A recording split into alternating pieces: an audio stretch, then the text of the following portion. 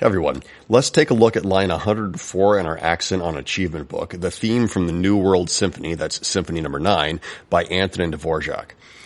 Now, there's a couple of new things that we need to learn in here first before we can dig into the notes and rhythms. The first thing is a new tempo marking. The tempo marking is largo, which means very slowly. Now, we're going to be playing it at about 80 beats per minute, which is quite a bit faster than what would traditionally be largo, but it's quite hard to play things super slow. And this is, I think, a good slow tempo for us to work on for now.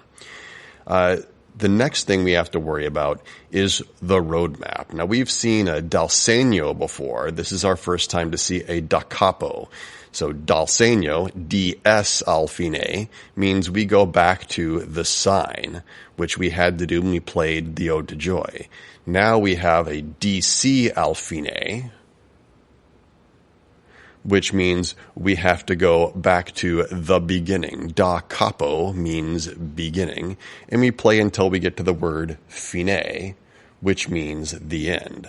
So if I were going to play line 104 all the way through, I would start from the beginning, and I'd play and play and play and play and play. When I got here, I'd go to the next line, I'd play and play and play. When I got here, I'd keep on going. Now there's a repeat sign and a DC. I've got to do the repeat sign first. So I'll repeat back to here, and now I'll play it a second time.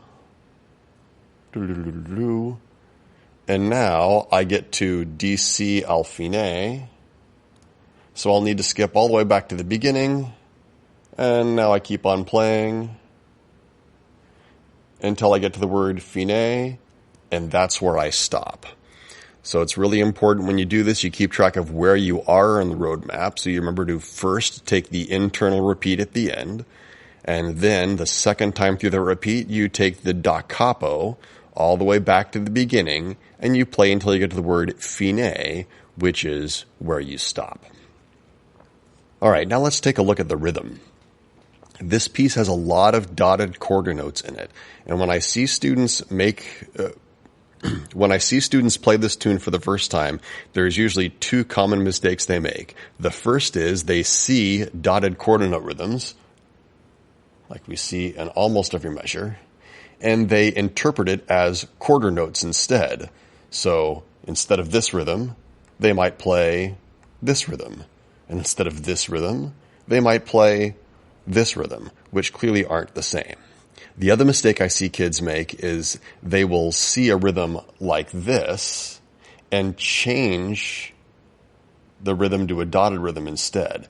So we have to be very careful to make sure when the composer wrote quarter notes, like they did here and here and here, we interpret them correctly as quarter notes. So we've got the dotted quarter note rhythm in three different contexts. The first is the plain old cheers to mend rhythm that we learned the first time we did dotted quarter notes. 1 and 3. And that happens about 5 different times. The next is we have this rhythm here where we have two sets of dotted quarter note eighth notes in a row. 1 and 3 and 1. Again, be careful you don't accidentally play 1 and 3, 4, 1.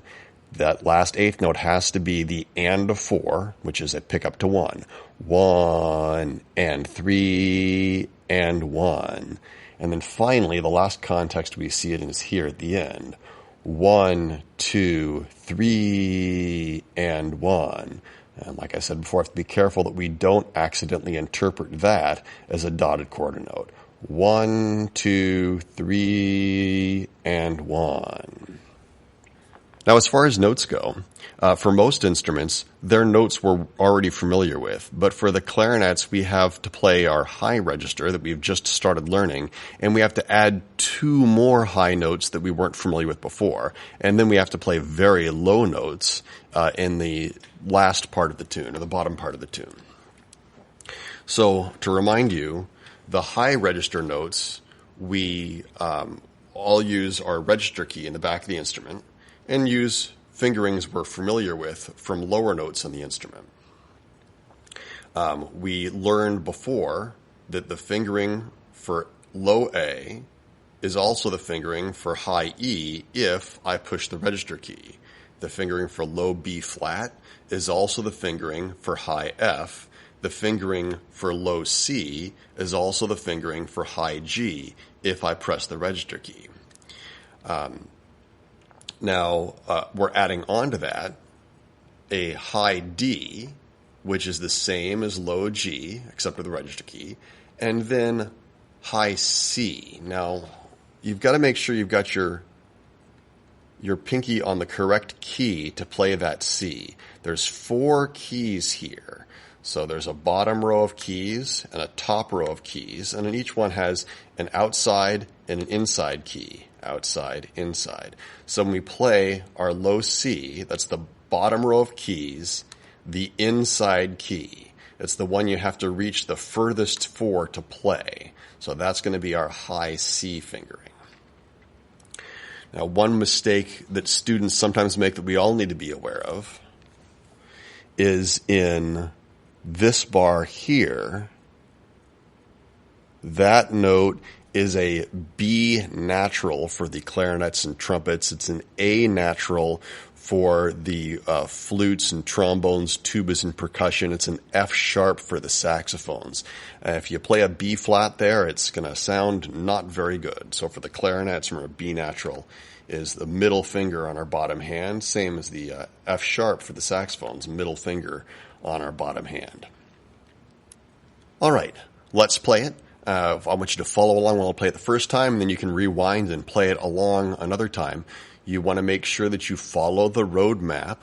We have to play all the way from top to bottom at the end. We have to repeat the bottom section first, and then we DC back to the beginning and stop at the word fine.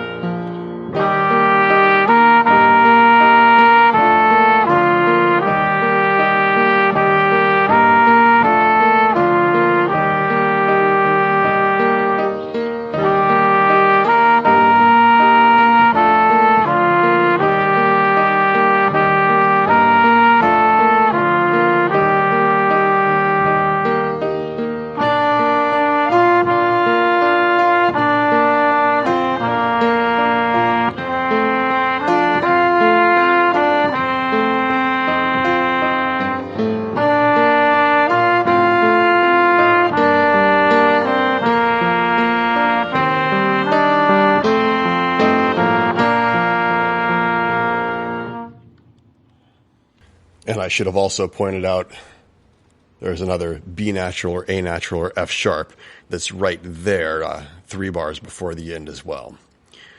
All right, I want you to rewind, play along with it. Clarinets, be very, very careful on those high notes. You don't need to try to play them loud. Use a steady stream of air, and those high notes will ring out nicely.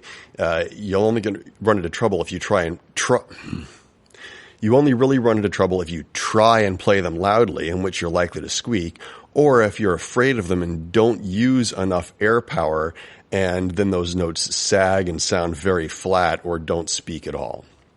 That's it for this lesson. Thanks for stopping by.